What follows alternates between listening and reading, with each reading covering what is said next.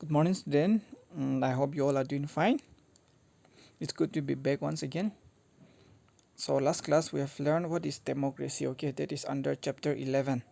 So today we will be starting with a new chapter, that is chapter 12. Okay, democracy in India. For that you'll find in your textbook page number 168. That is according to the old edition. Your textbook, the pages may differ, okay, according to the revised edition. So according to the old textbook, you'll find in page number 168. So our aim for today is you will be able to understand the importance of democracy and how it functions in our country. Okay, so at the end of our discussion you will be clear with what is the importance of democracy and how it functions in our country. All right, so before we get into our discussion, all right, see, every democratic countries, the system of government may be somehow similar to one another, okay, but not every functioning system is similar. Take the example of India and USA, okay. So the system of democracy that are practiced in US is different to the system and functioning of democracy that is prevailing in our country, India. Out there, the head of the government is the president. Out here in a country, the head of the government is the prime minister, okay. So see, both are democratic country, but the system of government and the functioning system, okay, it differ from one another. Similarly, in our class we're going to learn about how democracy is practiced in India, okay, or Indian system of democracy. We're going to learn about the Indian system of democracy. So usually the concept of democracy is not new to India, okay. This idea have grown with history. So like every nation following democracy in the world, like presently we have more than half of the countries, okay, they are following democratic government. It has followed a historical path in India as well. So the earliest political unit in India was that of the class. All members of a tribe were equal. The village community has its own assembly, right?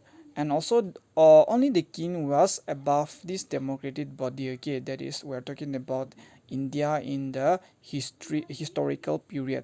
So the Vedic sage created an outlet for dissent within the system. Although the king was at the top, he could be challenged.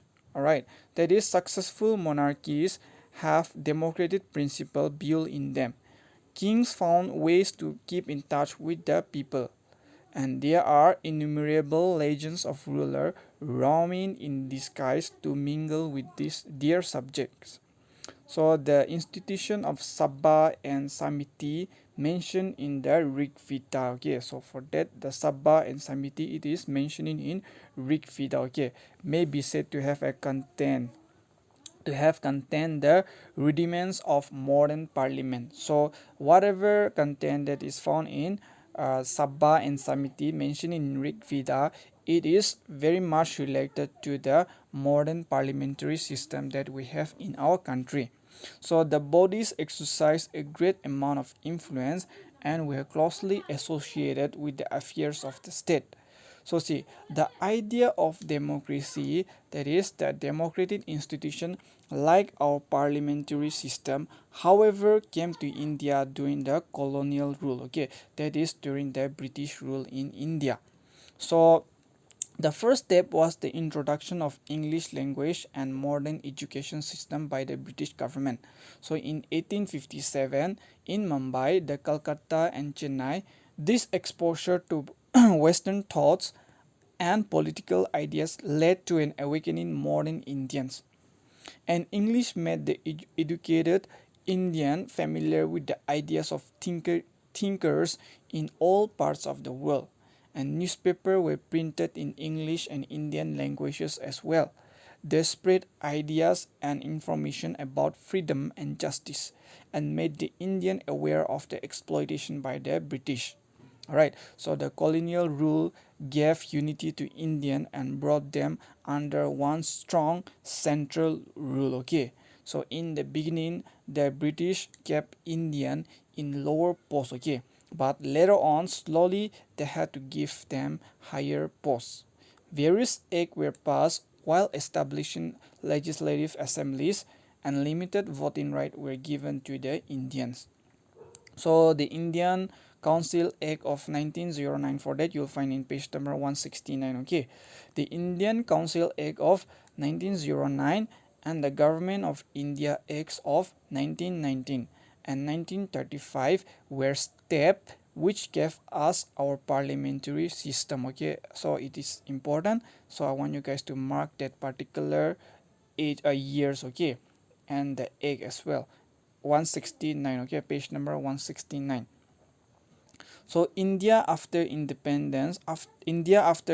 independence from British government faced problem of widespread illiteracy, poverty and underdevelopment. So European nations were economically strong and industrially advanced when they became democratic, okay. Unlike India, the European nation, okay, some of the European nation who adopted democratic during the time, they were economically very strong and they were industrially advanced, okay, as compared to the backwardness of India when we get in our independence from the British. So in India we first became democratic, okay, and started building our nation, okay, and dealing with the problem which face it.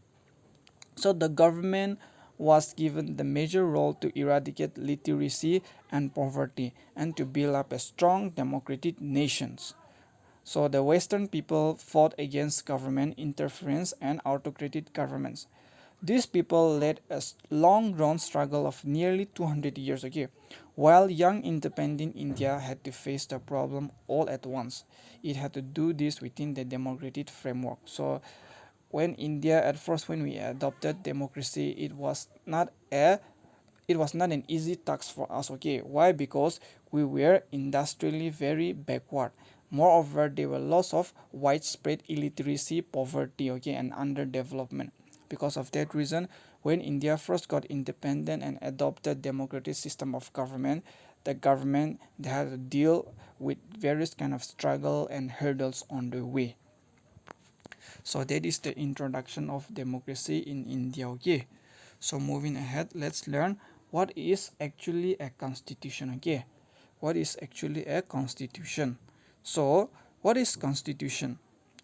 A constitution is a set of laws, principles, may be written or unwritten, on which a country is acknowledged to be governed, okay, acknowledged to be governed. So that is known as constitution. Means it is a set of rules, okay, which contain all the rules, principle, that is either in a form of written, all right, or it can be unwritten as well, on which a country is acknowledged to be governed. That is known as constitution. And the other point is the system of fundamental laws and principles that prescribe the nature, functions, and limits of a government or another institution. So that is the another meaning of constitution, okay. So the system of fundamental laws and principles that prescribe the nature, functions, and limits of a government or another institution. And the last one, body of rules which regulate the system of government within a state. So these are the various different meaning of a constitution, okay. So constitution can be defined in different form, and these are some of the point which has been highlighted against what is democracy, constitution. All right, so now moving ahead, how constitution was framed, okay. How constitution was framed in India. All right, so as you can see from the picture, these are some of the important leaders who helped frame the constitution in India, okay. So the framing of constitution of India, so it was Dr. Sachidananda Sinha was the first president, okay, temporary of the Constituent Assembly when it met on December 9, 1946. Later, Dr. Rajendra Prasad became the president of the Constituent Assembly and Dr. Bhimrao Ambedkar became the chairman of its drafting committee, that is on December 11, 1946. So the first president temporary Dr. Sachidananda Sinha, that is on the left, okay, on the extreme left, on your extreme left, on December 9, 1946. Dr. Rajendra Prasad, that is in the middle, and the president of the he was the president of the Constituent Assembly.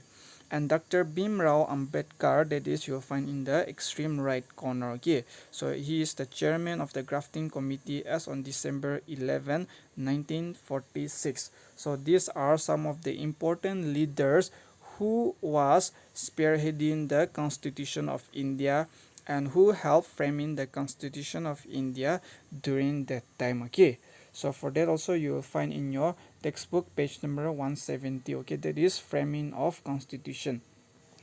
So the Constitution of India was framed by the representative of the Indian people.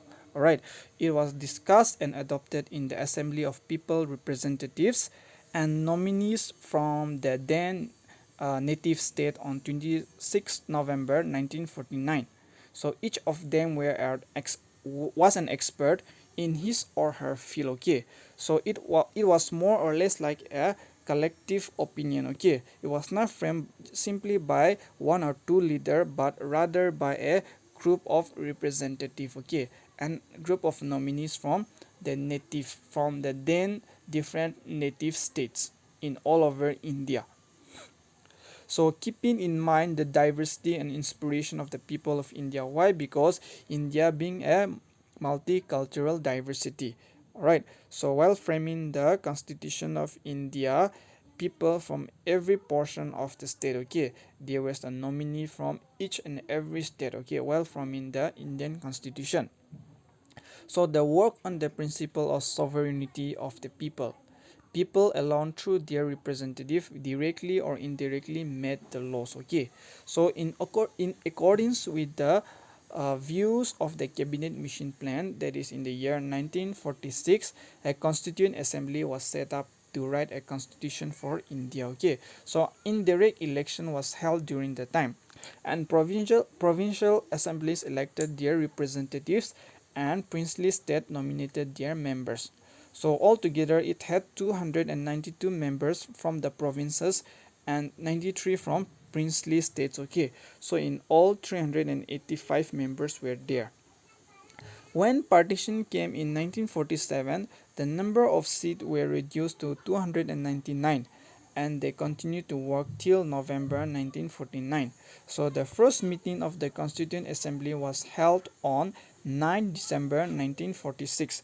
Please mark that year. Okay, that is in page number 170 in the last paragraph. The first meeting of the Constituent Assembly was held on 9 December 1946.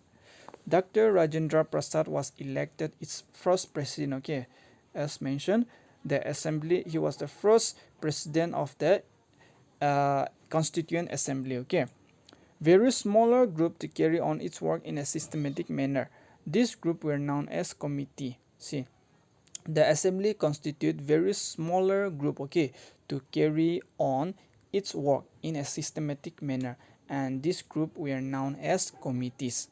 So the most important of this committee was the drafting committee. Okay, was the drafting committee, and then Dr. Bhimrao Ambedkar was the chairman of the drafting committee. So also eminent leaders and legal stalwart like K.M. Munshi, Gopalaswamy, Iyengar, Aladi Krishnaswamy, Iyer, Syed Sadullah, and Madhava Rao and Titi Krishnamachari were its members. Okay, so these were some of the leaders among the members of the drafting committee. They began the work by referring to the various constitution and documents of the world. Okay, so while drafting the constitution or while framing the constitution in India, the leaders that took note of each and every documents, okay, of the constitution of the world, right? They were referring to the documents, the constitutional documents of various countries. All right, so that is how India's constitution was framed. Okay, that is how Indian constitution was framed. All right, so India, being the largest democracy of the world, was born, okay, with the longest known constitution. So Indian constitution, please know the fact, Indian constitution is the longest known constitution, okay, after prolonged discussion by a large number of people, representative, great men and minds who dream of a strong, prosperous and united India. So after prolonged discussion, okay, the constitution was not framed within a month, okay, it took years and years to frame constitution in India. Because of that reason, it is also known as the longest known constitution in the democracy, okay. All right, see what are the objective now. The next topic is what are the objective resolution, what are the objective resolution of our constitution. So for that also you find in page number 171, okay. So these are some of the objective resolution of our constitution. The underlying principle of the constitution were laid down by Jawaharlal Nehru in his objective resolution, okay. So point number one, India is an independent sovereign republic. Point number two, India shall be a union or elsewhere British Indian territories, Indian states and other parts outside British India, and Indian state as are willing to be a part of the union.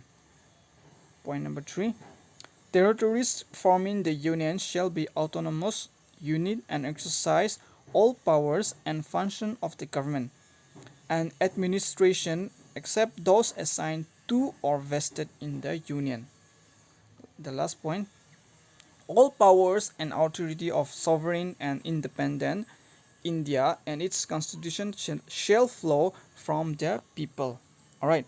So there were lots of objective resolution against the Constitution Assembly. Okay, and it was Pandit Jawaharlal Nehru spell out the objective or the underlying principle of the Constitution in his objective resolution. Okay, so what the objective resolution spell out was India is an independent and sovereign republic, and also India shall be a union of erstwhile British Indian territories, okay, that is Indian state and other parts outside British India and state as are willing to be a part of the union. And also territories forming the union shall be autonomous, means free from control, okay, and they should exercise full power, okay, and functioning system of government and administration except those assigned to a vested in the union. Okay, suppose like union territories like Delhi, Andaman, Nicobar Island, all those are not the property of the state, okay, it is the union. Union means in general belongs to every individual person. When you talk about union and state, okay, see when you talk about state like Nagaland, so we have certain laws that is prevailing only in Nagaland, okay, even though we are under the Indian government. Rules like ILP, inner line permit, right? So all those rules are regulated only in some portion of the state, okay, not in every part of the state. So that is the autonomous authority that we have gained under the constitution, okay. And similarly, when you talk about union territory like Delhi, Andaman and Nicobar Island, Daman and Diu, all those the properties, it is owned by the central government, okay. There is no particular state governing the particular area. All right, so the functioning is carried out by the central government. And the last one is the powers and authority of the sovereign independent India and its constitution will flow from the people, okay. Why? Because we know that democracy is a government of the people and by the people and for the people, right? It is the people who make laws, okay. All right, so all people of India shall be guaranteed, okay. So all people of India shall be guaranteed that is through social, economic and political justice and equality of status and opportunities before the law and fundamental freedoms of thought, expression, belief, faith, worship, vocation, association and action. all those individual freedom falls under the constitution, the resolution of our constitution. Okay, it all falls under the constitution of India. So that's it for our discussion today. Now things to do. This is your homework, okay, your assignment. So look up the annual calendar of your holiday of your school. Okay, look up the annual calendar of holidays of your school. How many of them are because of different religion? Different religion, I hope you get it. Think and write. Okay, why this is significant, or another why it is important. All right, so you have to look the annual calendar of holidays of your school. Okay, and how many of them are because of different religion. All right, different religion, I hope you get it. See, we get holidays based on different religion, right? So you have to identify those holidays. Okay, and you have to think and write why this is significant, what is the significance of all those holidays. Okay, so that's it. All right, that's it for our discussion today, and I will see you in the next video. Thank you all.